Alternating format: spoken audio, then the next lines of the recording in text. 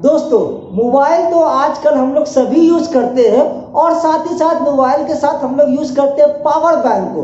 क्या आप जानते हैं कि पावर बैंक की जो ओरिजिनल कैपेसिटी होती है उस मामले में हमें थोड़ा सा घुमाया जाता है। हमें उसके बारे में एक्चुअली आज तक पावर बैंक की रियलिटी पता ही नहीं है। तो इस वीडियो को आगे देखते रहिए। मैं बात करने वाला हूँ पावर बैंक की रियलिटी के बारे में और आपको समझाऊंगा कि जो ब्रांड की तरफ जो एमएच दी जाती है और उस एमएच के अकॉर्डिंग जो हमारे मोबाइल को चार्ज करते हैं वो एक्चुअली सेम नहीं होता है। तो इस वीडियो को देखते रहिए। मैं बताने वाला हूँ पावर बैंक की रियलिटी के बारे में। तो नमस्कार दोस्तों, मेरा नाम है विस्तार और आप देख रहे हैं आपका YouTube channel tech and tech. तो चलिए जानते हैं पावर बैंक के रियलिटी के बारे में।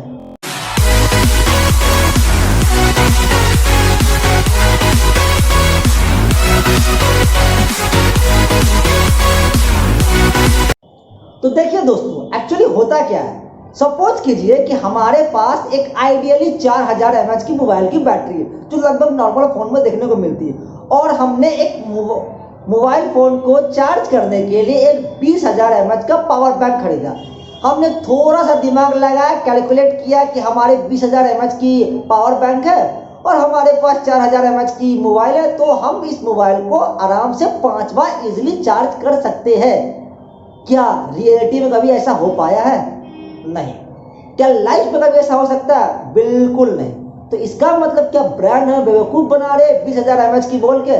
नहीं, ब्रांड हमें 20000 mAh की बोलकर वो बेवकूफ नहीं बना रहे। ब्रांड एक्चुअली हमें 20000 mAh की पावर बैंक ही दे रहे हैं, लेकिन जो ट्रांसफर होती है हीट की, इलेक्ट्रिसिटी चार्जिंग की, उस पे हमारा बात आता है। बात करता हूं जो पावर बैंक की जो वोल्टेज कैपेसिटी चार्जिंग होती है वो होती है 3.7 वोल्ट की, और जो हमारा यूएसबी कनेक्टर होता है जो पावर बैंक से कनेक्ट होके हमारे मोबाइल फोन में कनेक्ट होता है, उसकी जो आउटपुट निकल के आती है वो 5 वोल्ट की निकल कर आती है।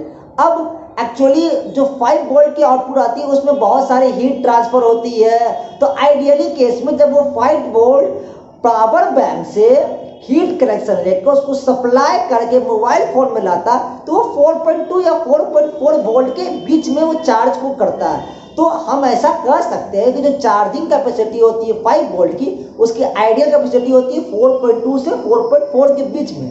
तो सिंपल सा एक मैथ्स फॉर्मूला बताता हूं जिससे कि आप इजिली पावर बैंक की कैपेसिटी को पता कर सकते हैं। तो करना क्या है दोस्तों कि आपकी जो 20000 mAh की पावर बैंक की बैटरी है आप उसको मल्टीप्लाई करें 3.7 वोल्ट से, जो कि पावर बैंक की कैपेसिटी है वोल्टेज की, और उसको डिवाइड कर दे जो हमारी यूएसबी की जो चार्जिंग कैपेसिटी है 4.2 से।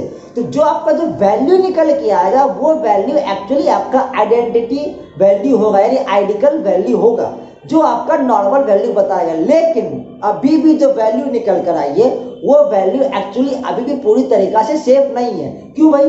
बात यह है कि अब जो वैल्यू है ये तो वैल्यू है आपकी ट्रांसफर भी, तो ट्रांसफर में हीट भी तो ट्रांसफर होती है, इलेक्ट्रिसिटी भी तो ट्रांसफर होती है। अब सिंपल सी बात करो कि अगर ये मान लीजिए कि ये मेरी पास एक रस्सी है, तो अगर ये सीधी रस्सी है तो ये यहां से यहां तक तो इजीली पहुंच सकती है, लेकिन इस रस्सी को ऐसे मोड़ मोड़ के, ऐसे मोड़ मोड़ के, ऐसे मोड़ मोड़ के लाऊं तो क्या इतनी सीधी रस्सी कभी यहां तक पहुंच सकती है? नहीं, वो ऐसे ऐसे वेव के रूप में जाएगी तो वो पूरी तरीका से नहीं पहुंच सकती है, तो थोड़ी सी कैपेसिटी उसमें भी घटेगी।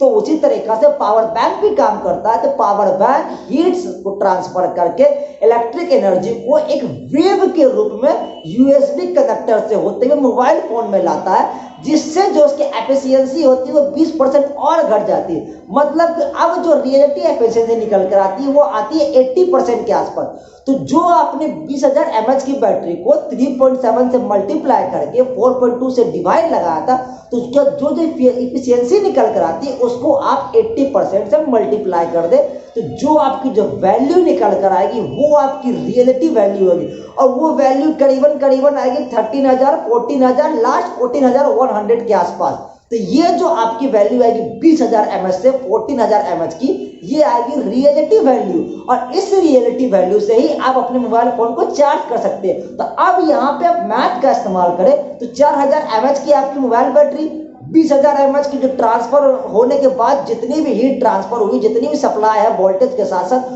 वो लेके आइडियली मान 14000 mAh के आसपास आई। तो अगर उसको आप मल्टीप्लाई करते हैं तो आप 3 बार तो फोन अपने आप को इजीली चार्ज करता है। बाकी जो 2000 mAh बचता है वो आपको 50-52% के आसपास बैटरी को चार्ज कर रहे हैं। मतलब सिंपल लैंग्वेज में कर रहे हैं तो करीबन 2.5 बार आप अपने मोबाइल को चार्ज कर सकते हैं। तो ये होता है रियलिटी वैल्यू। इसमें ब्रांड है बेवकूफ नहीं बनाते, ब्रांड 20,000 mAh बोलकर 20,000 mAh की बैटरी को ही सप्लाई करते हैं। लेकिन जो इसमें जो ट्रांसफर होता है हीट का, इलेक्ट्रिसिटी का, यूएसबी का आउटबोल, पावर बैंक का आउटबोल, इसमें जो एफिशिएंसी होती है वो घट जाती है। और एक बात ध्यान देने वाली बात है, जिस तरीका से मोबाइल फोन की बैटरी का यूजेस होने के बाद धीरे धीरे उसका ग्राफ नीचे की ओर आने लगता है क्योंकि उसकी कैपेसिटी धीरे धीरे घटने लगती है। सेम उसी तरीका से पावर बैंक भी धीरे धीरे यूज होने के बाद उसकी कैपेसिटी घटने लगती है। अब आप चाहे कितनी भी कोशिश कर ले, कितना से कितना महंगा फोन, अच्छे अच्छे ब्रांड की आप पावर बैंक ले ले, चाहे सैमसंग की हो, रियलमी की हो, Xiaomi की हो, एंकर की हो, सिस्का की हो या एम्ब्रॉन की हो, जितनी भी ब्रांड की आप पावर बैंक ले ले, वो 20,000 हो, 10,000 हो, 12,000 हो, 15,000 हो, वो बोलने के बाद वो कभी भी 10, 12, 15, 20 काम नहीं करेगा। वो काम करेगा जो आइडेंटिकल परिस्थिति मैंने आपको बताई, यूएसबी वोल्टेज के साथ या पावर बैंक के वोल्टेज के साथ, जो हीट ट्रांसफर होती है इलेक्ट्रिसिटी में, इलेक्ट्रिसिटी ट्रांसफर होती है मोबाइल फोन में, तो उसी मेथड पे ये काम करता है। तो मुझे उम्मीद है दोस्तों कि आपको ये बात अच्छी तरह समझ में आ गई होगी कि पावर बैंक की जो रियलिटी होती है वो काम कैसे करती है। अगर इस वीडियो में आपको अच्छा लगता है तो नीचे दिए गए सब्सक्राइब बटन पे क्लिक करके बेल आइकन को दबाना बिल्कुल ना भूले हमारे वीडियो से जुड़े लेटेस्ट अपडेट के लिए। और अगर इस वीडियो के बारे में कोई भी कमेंट देना हो तो नीचे कमेंट बॉक्स में जरूर दे।